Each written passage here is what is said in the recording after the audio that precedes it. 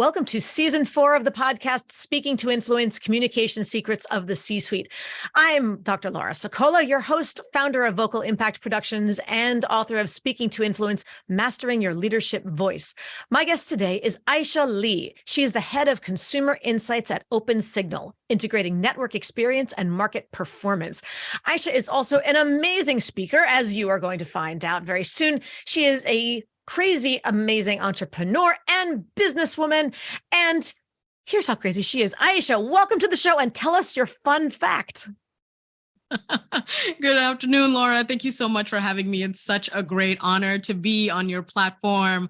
My fun fact is that I actually auditioned for Cirque du Soleil when I was 18 years old. I danced for many, many years and got really prolific at it to the point where doing West African dancing in particular, I was invited to audition for Cirque du Soleil in Las Vegas. So clearly that's not the path that I went on in life, but certainly an interesting part of my life that I don't share with very many people. So you're getting an exclusive sneak peek into my life. And no, there are no YouTube videos where you can find any of this documented. I made sure they're very deep.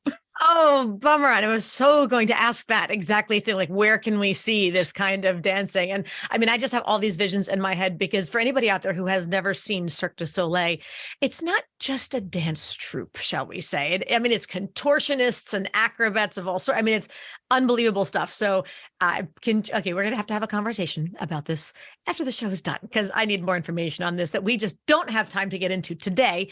But let's go in a little different routine for the moment. What's an essential part of your morning routine?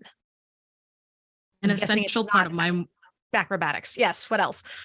When it's not acrobatics, and it's not because I'm 30 years old and I can't do the things that I used to do anymore, but an essential part of my routine is prayer and meditation. It's the way that I sort of get centered.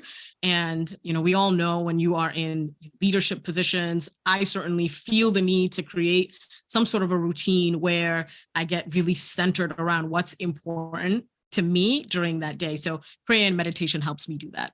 Beautiful. And give us your 30-second elevator pitch so people are really clear on Opensignal. Yeah, absolutely. So as you said, my name is Aïcha Ly. I'm the head of consumer insights at Opensignal, and we are the leading global provider of data and insights integrating both network experience as well as market performance. And so what our data does is it enables the communications industry to optimize network experience as well as commercial performance with our goal to advance connectivity for all. I love working at Opensignal. It's really one of the best jobs that I've ever had in my life. Outside of that, as you mentioned, I'm a seasoned speaker, and then I also own a communications firm where I help folks become more powerful speakers by just harnessing the power of their speech and making them have a lasting impact in their communications. Beautiful. Now, tell us about, we've just talked about getting clear in communications. What about some miscommunications we've had? What's something that you wish more people understood about your role, about your company or your industry? And what's your role in changing this perception? Great question. So my role at Opensignal is brand newly created. So one thing that's important to note is that Opensignal focuses on deterministic data. What is actually happening in the market from a network performance experience standpoint? What I was brought in to do was to layer that what is happening with the why it's happening. So I've been in consumer insights for my entire corporate career. And the reason why I love that is because it helps me to better understand and uncover those consumer behavior patterns, the reasons why folks are making the decisions that they're making. And so the challenge and the misconception that I've had is when you work for a company sometimes that is focused on that deterministic data, there isn't that much value placed on the voice of the customer. And my challenge has been to make sure that we're elevating the voice of the customer and helping to provide more holistic insights around not just what is happening, but why it's happening.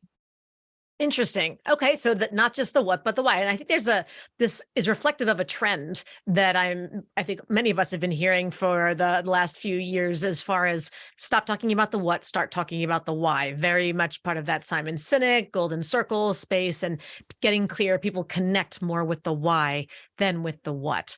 So is that part of the motivation for Opensignal building this new position?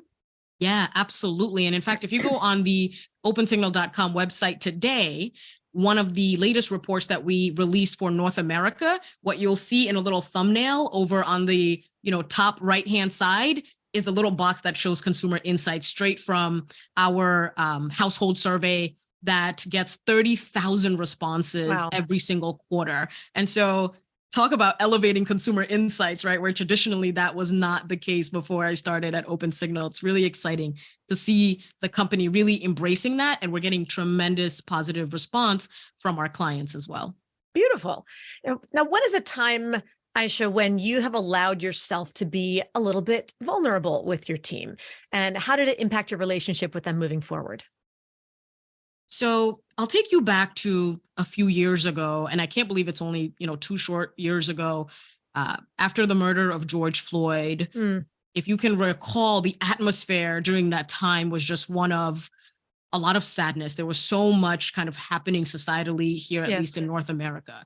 And I felt personally affected by that, obviously, as an African-American woman. I'm an African immigrant in these United States, but in these United States, I just look Black, right? And so my experience has been very similar to that of African Americans. And I have a nephew who's 22 years old. I have another nephew who's 18. And so there's this constant fear of, what if it happens to me? What if it happens to my family member? Because these things happen more frequently than they should. Yes. So in the context of that, obviously team meetings were just not the same.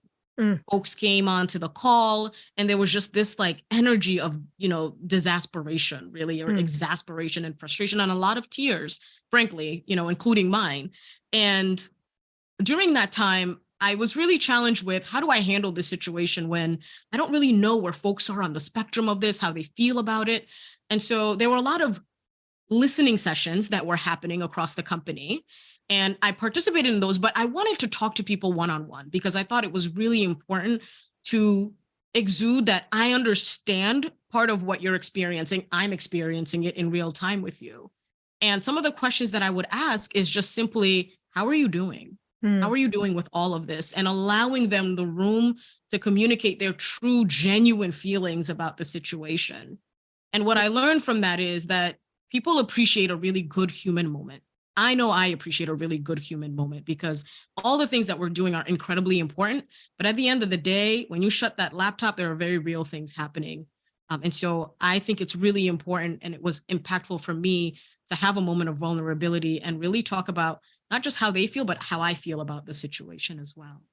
And did you share your own emotion with them, how you were feeling about it and how it was influencing or impacting you?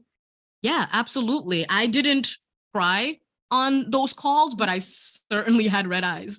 So part of it is exuding some level of strength so that you can inspire others. It was important for me to try to inspire others during that time as well. But I certainly voiced that it was devastating for me. It was devastating for my family, and that it simply is not okay. And we can't just continue to go on as if it's okay. So it's okay for you to feel like it's not okay as well. I know I use the word okay many times, but yes. But you know what? I find that even simple words like okay, there's a time and a place. And when you're really trying to get to the rawest part of someone's emotion and to connect with them on the on the most fundamental level, follow the KISS principle, right? To keep it simple, sweetheart. Make sure that people ingest simple words, one syllable words. They get the meaning of it. They get the vibe, the gist of what those meanings mean. The more big polysyllabic words that we throw out, people have to process those cognitively and think about, okay, do I understand? They're not going to have the emotional response in the same way. In these kinds of moments, especially when we're hitting on pain points, Mm-hmm. Just being able to be simple and accessible, it is very often, I think, the best way to go. So no apologies necessary on my front as far as that's concerned. Now, when is a time when you had to assert yourself powerfully? Let's go in the other direction. What were you thinking, and what reaction did you get? So let me place you in a scenario in the head of someone who is ascending in their career. Mm-hmm. I didn't necessarily have at that time all the information that I needed, all the confidence that I needed to succeed in a particular role. So we're talking about middle management in a company a long time ago. And though I didn't necessarily feel the full confidence of being in middle management in a director level position, I knew what was right and wrong. And I knew what I sought out as a leader because it was the same skills that I try to impart as a leader as well. And one thing that was really, really important to me was having a leader that has your back. And at one stage in my career, I had a leader that I didn't necessarily feel had my back. And so I'm not attributing anything negative to this particular individual. There are a million reasons why that could have been the case, right? Including just personal things that were happening, other pressures coming from, the top.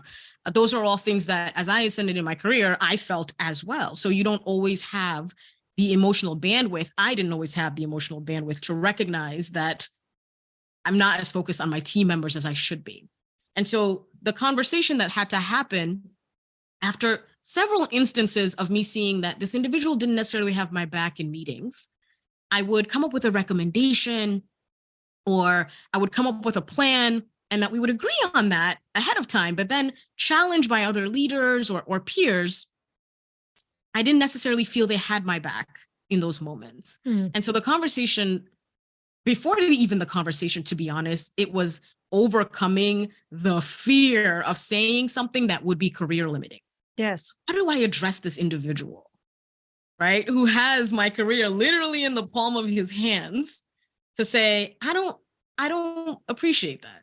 Yeah. I need you to have my back. And so we had the conversation. And the way that I framed it was, I really appreciate what you're trying to do in terms of pushing me in meetings. It's helping me to grow because it challenges me every time.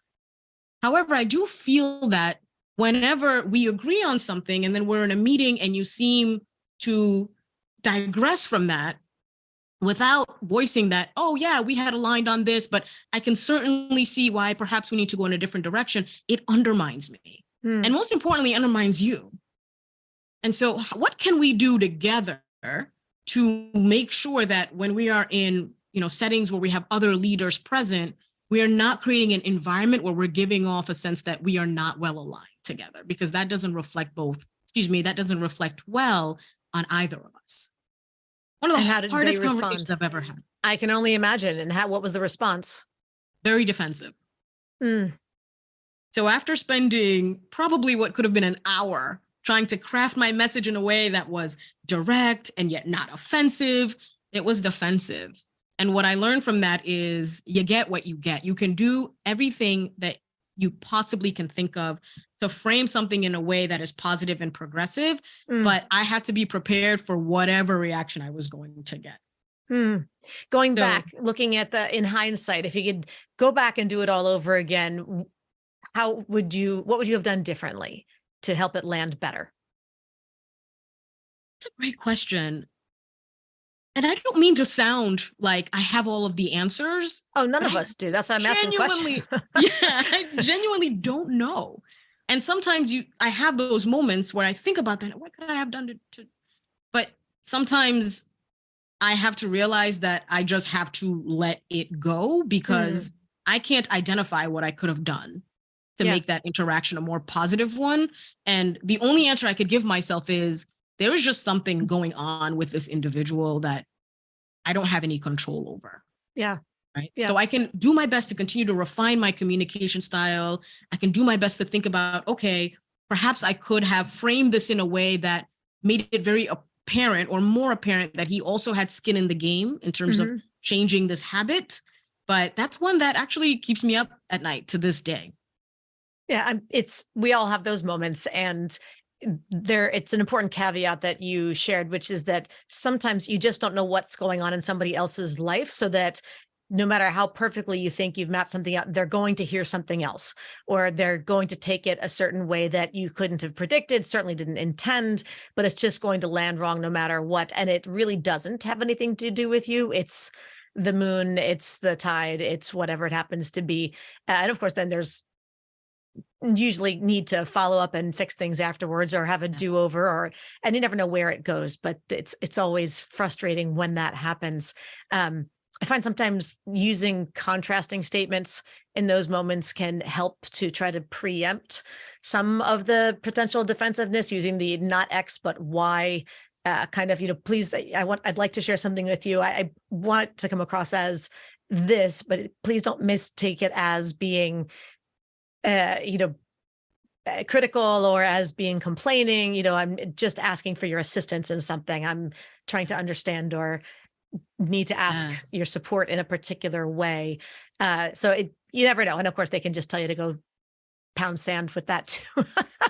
Yeah. We're always looking for ways. Please. Yeah. Thank you. If I could add to that, one of the things that I've learned as well is to not start with negating statements. So for an example, don't start with, I don't think X, right? I don't think that's the way we should be doing things. Right. Is very different from stating what you observe. So it seems like, in meetings, we seem to have a difference of opinion or alignment, despite the fact that we aligned prior to the meeting. Instead of saying, I don't think that that's right, or I don't think we should do it that way, just simply say what you do think. I think if we were to make sure that we're aligned during meetings, we could accomplish Y. So you don't need to negate the person's experience in order to say what you do think. And I think that was a very important lesson for me to learn, is to figure out how to make statements just make them neutral without using the negative version of that same sentence. I find most people, to that point, get really, they need to put a transition in, and the transition is usually a but or a however. And the fact is, you don't need a transition. Make the statement of, if you want to acknowledge something that they said, as far as the intention or the value of option A, as they mentioned, okay, put a period there. Then offer something else.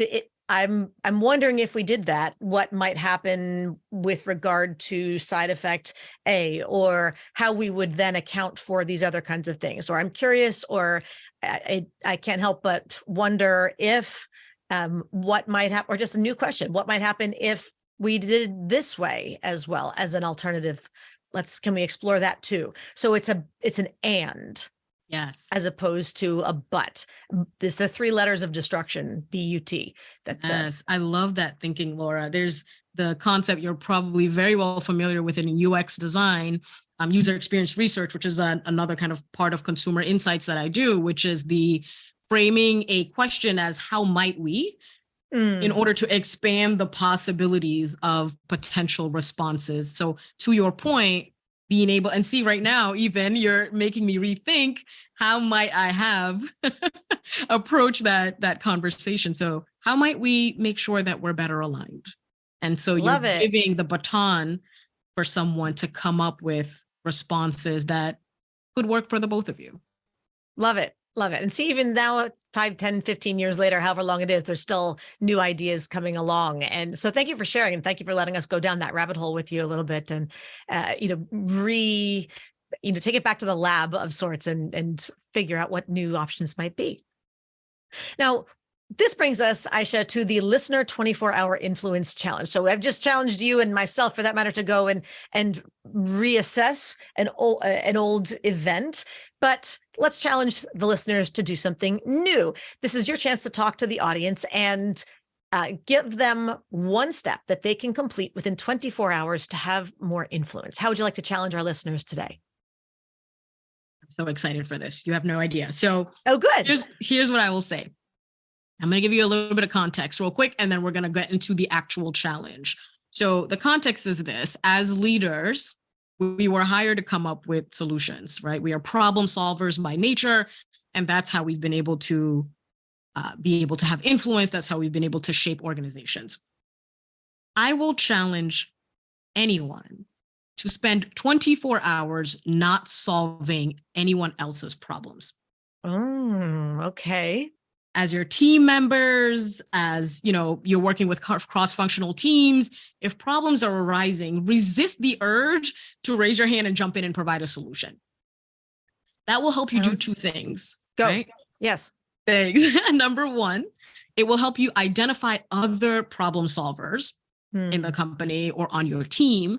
And number two, right, and this is a mechanism that we use when we do focus group moderation, provide airtime for other people to rise to the occasion and be empowered to also come up with solutions themselves, so that they're not consistently coming to you with problems to solve, but they're potentially coming to you with problems to solve. And the response in that instance is, well, what do you think we should do about this?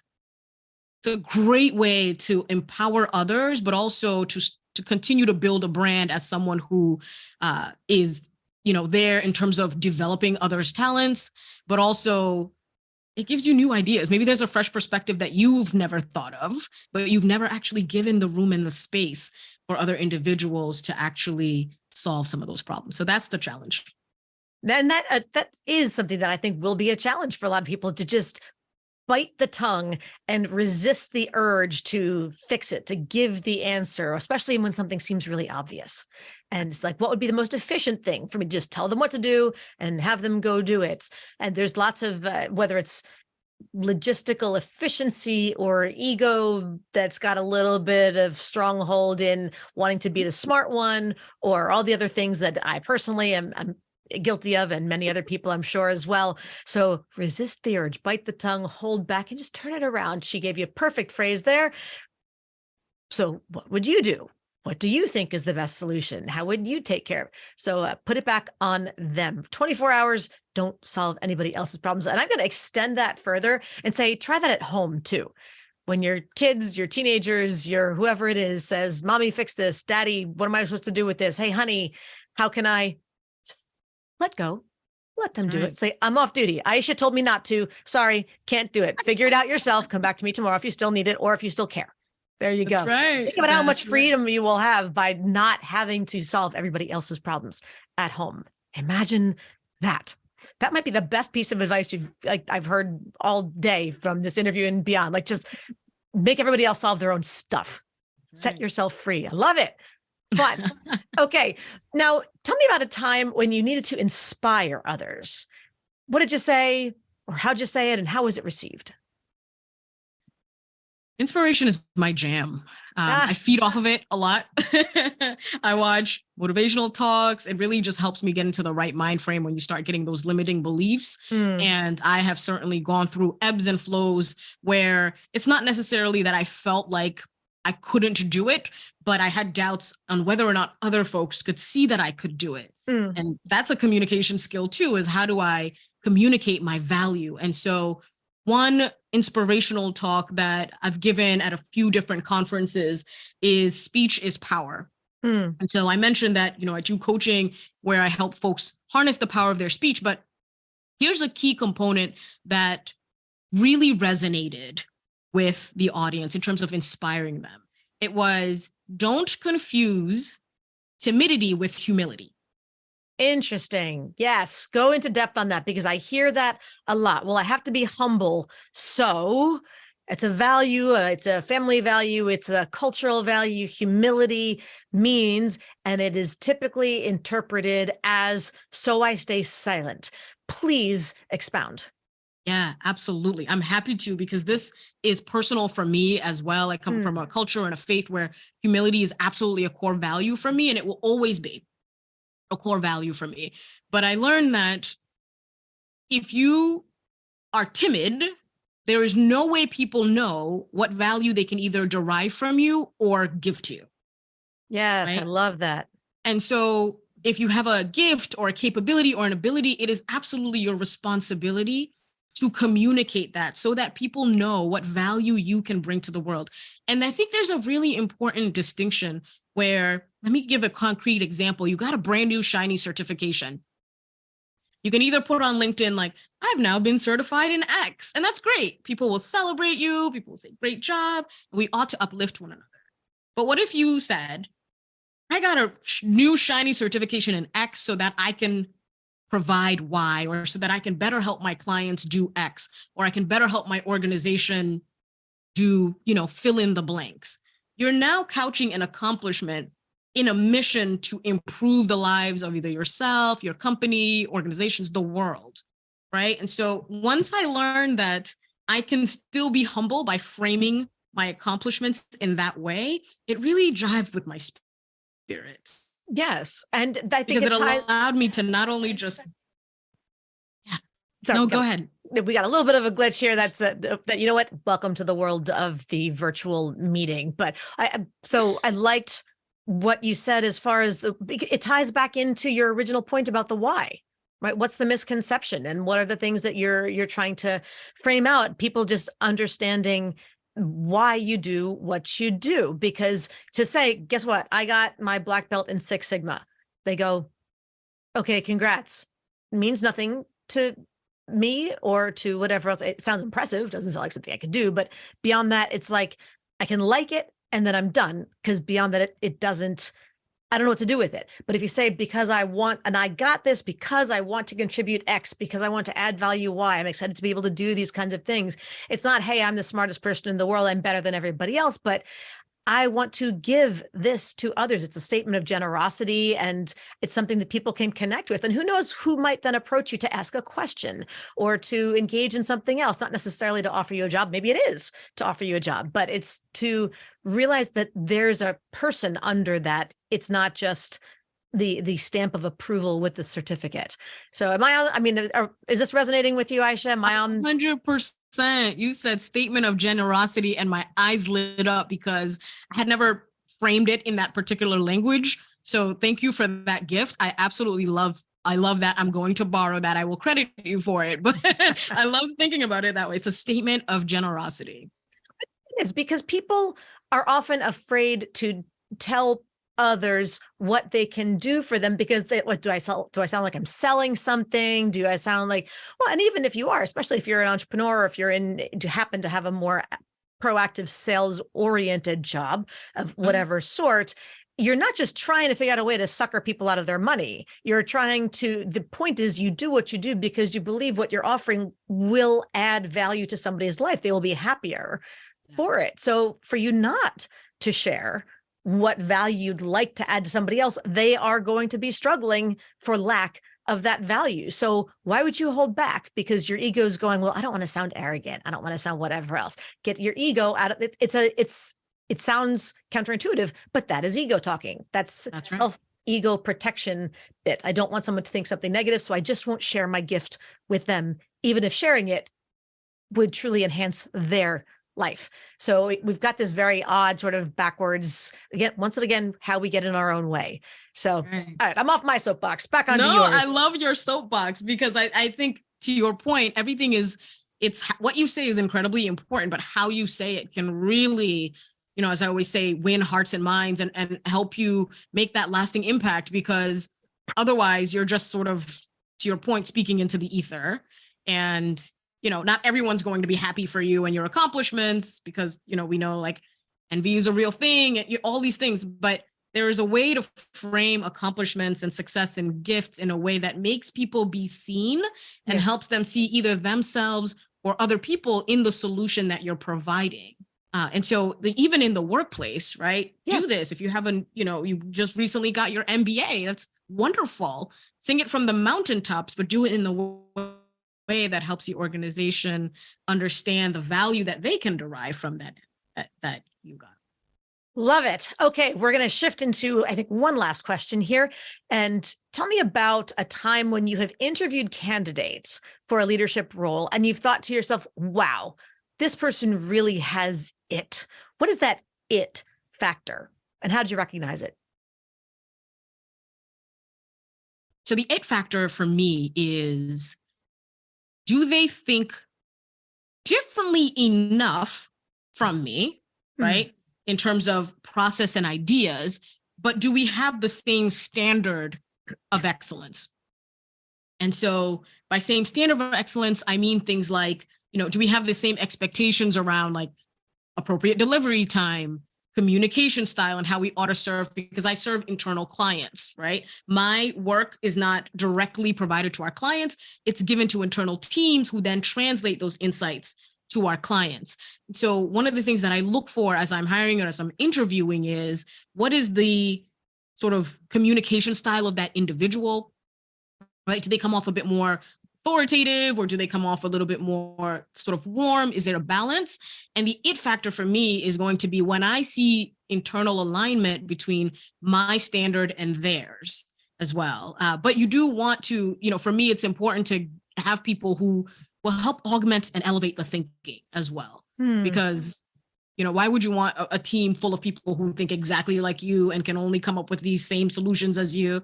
No, you want someone who is able to challenge respectfully and elevate the thinking, but the standard for excellence for me needs to be on par.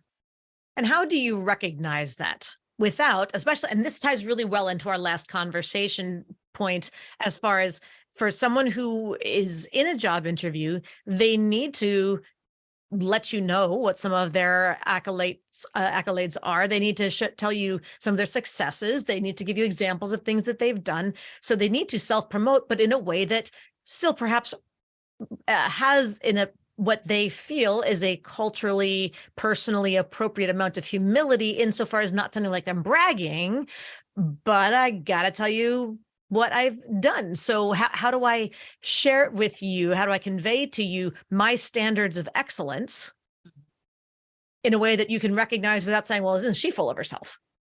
Love that question. I'll share something that I've done in the past, and Please. Then I've seen someone do it and I went, wow, eureka moment, right?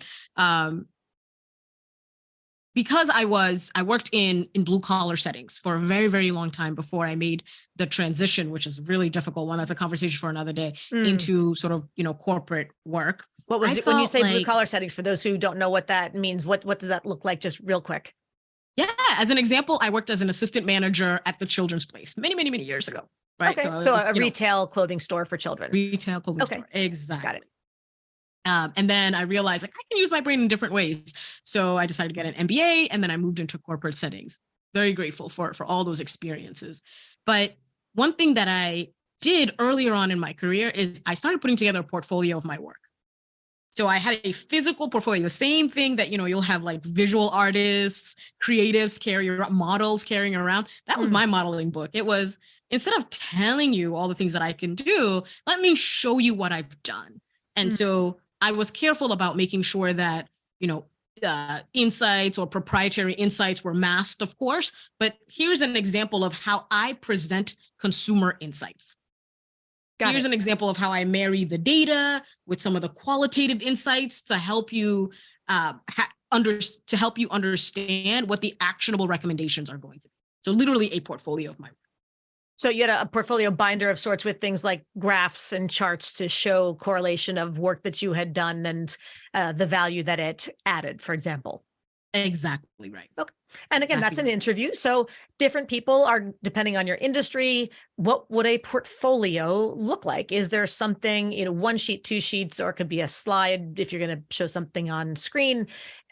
What evidence, what can you physically bring with you to show to that person in the interview? So interesting use of props, as it were, and visual aids. Yes, exactly. Terrific. Because I feel that as an interview, I always have this doubt of, this person sounds great, they present wonderful on their resume, but can I see them in the day-to-day? Can I see what type of output they would actually provide in the day-to-day? And when I saw a candidate do that, I was like, it's a no-brainer. Do it and do it well, obviously. It was a no-brainer because I could literally see, okay, here are the gaps or the opportunities that they might have to elevate, how they present actionable recommendations and insights. But I have a really good idea of how this person works and thinks. So that, I think, is a really powerful differentiator, because I can't think of many people who do that. And I think that last piece I want to highlight for people, just to make sure it sinks in, that you just said you wanted to make sure you had a picture of how people work and how they think. It's not just what they did. it's not just the results they got. The process in many ways matters as much as the product. You want to know how this person thinks, how they work, because that gives you a better sense of what they will be like to work with, not just if you leave them to their own devices, they can do this by themselves and exclude everybody else, or otherwise, be taskmaster and make everybody else do the work. And they sit there and then say, here's what I did, when they didn't technically do anything. So seeing that insight of your thought processes, your work processes, not in excruciating detail, but some kind of peek in there, making that transparent is very valuable as an interviewing tactic. Am I interpreting what you've shared accurately? Yeah, you would make a really great focus group moderator, by the way. Just in general, being an excellent communicator, 100%. And if I may throw one more in there. Please. And this is not an original thought, and I don't know who to credit this with, but asking people, asking people, what is something about you that's not on this resume? So assuming they don't bring a portfolio, I always ask that question. Tell me something about you that's not on this resume. And it stumps people every single time. Yeah. What I'm looking for is the person who will pause and say, let me think about that for a moment. And they pause and think about that. And I think that's something that's very difficult. It was difficult for me to do that in professional settings because we're so wired to having an answer for everything. But I'm looking for the person who is thoughtful about their response and not just giving me a response because, they think I'm pressed for time or they think I just want to hear a response. Yes. So there's no right or wrong answer. I'm just looking for, do you have the courage to be deliberate about what you're going to say? Oh, I love that statement. Okay, everybody, I'm highlighting that one too. So note in there, do you have the courage to be deliberate about what you're going to say? Say it again. Do you have the courage to be deliberate about what you want to say? Take that pause. Think about it. The interviews in particular, people will give you time to think. I guarantee I will stake money on the fact that if you were to say to someone, you know what? Give me a second. That's an interesting question, but let me think about it so I can give you a focused and cohesive answer. Who's going to say, no, don't take 10 to 15 seconds to think about it. Could you just start talking right away and blather at me? And then I'll figure out if there was any value in what you said. No one will ever say that. So take the time, show that confidence in making that request. I think that speaks volumes as well in its silence, ironically. 100%. Yes. Beautiful. The ways embracing silence can make you seem just like an incredibly deliberate and thoughtful person. Amazing. On that note, Aïcha, I have a feeling we could do 3 more episodes without blinking twice if we just let it continue to go, but we do not have that luxury today. So how can people learn more about you and Opensignal? Absolutely. Well, thank you again so much for this time. It has been a joy speaking with you. So opensignal.com, www.opensignal.com. Learn more about our company and amazing data and insights that we provide, inclusive, of course, of the consumer insights that our team provides. And then a little bit more about me. I'm on LinkedIn. If you just type in Aïcha Ly, you can find me. And if you want to learn a little bit more about how I empower folks to be stronger communicators, you can find me on Instagram at SitBeStudio. And I'd be happy to connect and talk about everything, consumer insights, how to get on stages, how to be a more influential speaker. But thank you so much, Laura, for this opportunity to be on your platform. Well, I loved every minute of it. So thank you for joining us, and everybody else out there. Thank you for tuning in. As always, be sure to subscribe if you have not done so yet, so you never miss an episode. And of course, don't forget to give us a 5-star rating on Apple Podcasts or your platform of choice so we can help even more people to increase their confidence, presence, and influence. And finally, if you want to download my free guide to equipment recommendations for virtual influence, including my picks for microphones, lights, and more, go to speakingtoinfluence.com. I'm Dr. Laura Sicola, and you're listening to Speaking to Influence, Communication Secrets of the C-Suite. Hi, everyone. This is Dr. Laura Sicola, and I want to sincerely thank you for listening to the Speaking to Influence podcast. If you love listening to these episodes as much as I love bringing them to you, be sure to subscribe so you never miss an episode. And please go to iTunes right now to rate and review our podcast in order to help us expand our reach so even more people can master the 3 C's to command the room, connect with the audience, and close the deal. Thanks for listening to Speaking to Influence, Communication Secrets of the C-Suite, the show for leaders who want to speak with impact. The hosts, producers, owners, and media distributors of the show make no guarantees that the strategies and information discussed will result in profit or other success and may result in losses. The opinions and statements of the hosts and guests do not necessarily reflect the opinions of the owners, staff, managers, broadcasters, or sponsors of the show. No medical or psychological therapy or personal or professional wellness or relationship advice is offered in the show. You are advised to seek counsel on matters related to your health, family, relationships, job, or other business and legal matters from licensed advisors in those areas prior to making any changes in business or lifestyle. No information provided may be suitable in your situation. As always, take responsibility for the decisions and actions you take, including the reactions they may make in your work, family, health, and life.